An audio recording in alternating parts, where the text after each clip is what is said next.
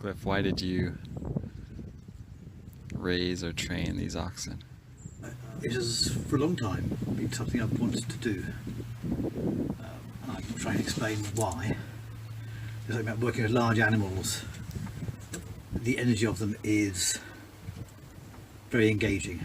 They can be very gentle, very responsive, and they're also very powerful.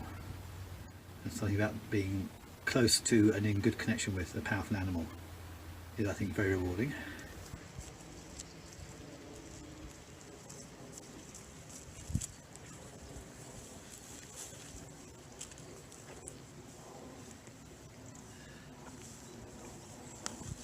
Mm-hmm.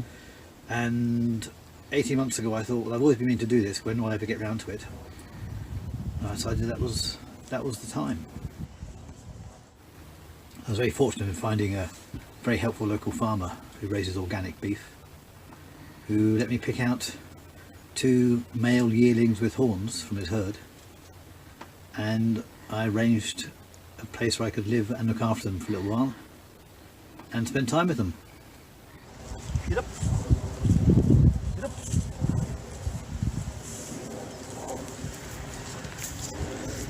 That's a birdie.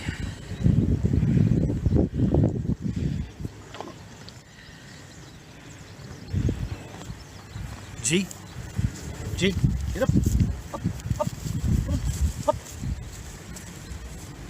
4.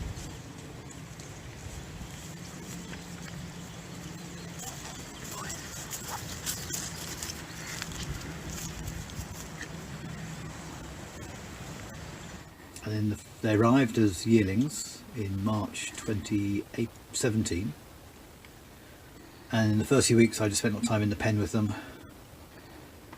and feeding them and providing them with water. So they very quickly associated me with all the good things in life. They were then grazing on a field and potentially fine as manageable. Actually, they would still respond to me very well, and quite quickly I got them trained to wear a halter and very calmly just stand wearing a halter.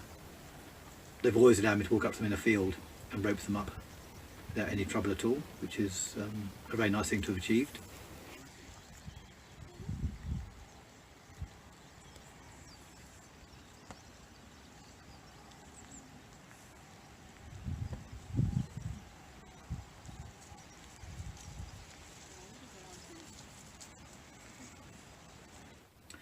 And quite quickly after that I made the first yoke and got them used to standing wearing a yoke.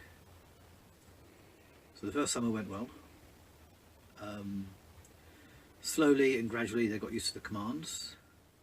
Get up to go forwards, and whoa to stop. G to turn right, and haw to turn left. And on their own, on a rope, they'd both obey those commands very well. Yoked up together, they were far less predictable, and sometimes they worked well and sometimes they didn't. Yep. I spent probably 3 or 4 sessions a week all of last winter with them, and they progressed a lot. I could hitch their yoke to a heavy weight and they could drag it through the field, more or less as I wanted, except maybe one time in 3 they would go without stopping, or they'd stop and not go. Yep. So not totally predictable.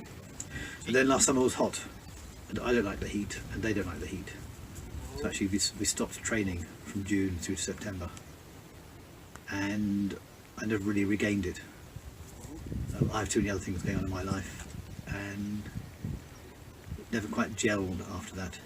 So although they're now in their second yoke, much bigger than the first one, and still very easy to yoke up and to hitch up, Bernie's got a bad habit.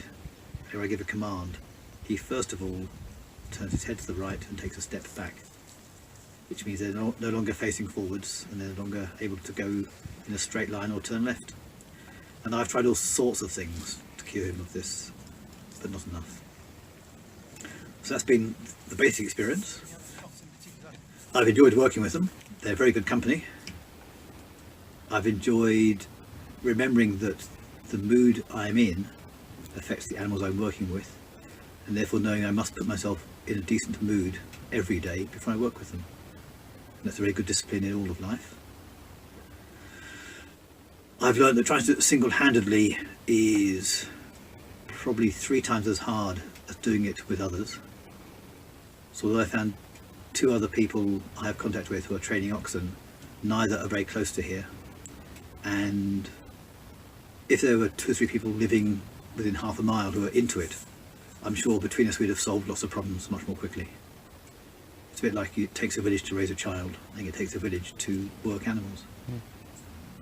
And now I have not put in the time over the last few months, and I recognise my life is changing. I'm recognising I'm not likely to put in the necessary time, and as working animals they're more of a liability than an asset because they're not predictable. They won't necessarily stop and start as I wish. So I've taken a decision they're going to return back into the food chain that they came from. They'll be going off to the farm today, and sometime next few weeks they'll be going off to the abattoir and become prime organic beefsteak.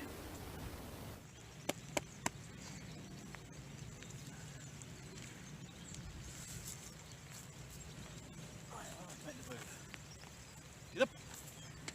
Hop. Hop. Come on. Get up. Get up.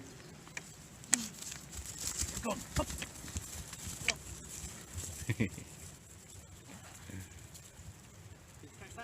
Yeah. That shows that they can not always have to go far theirs. They can run and jump. Go on. Go on.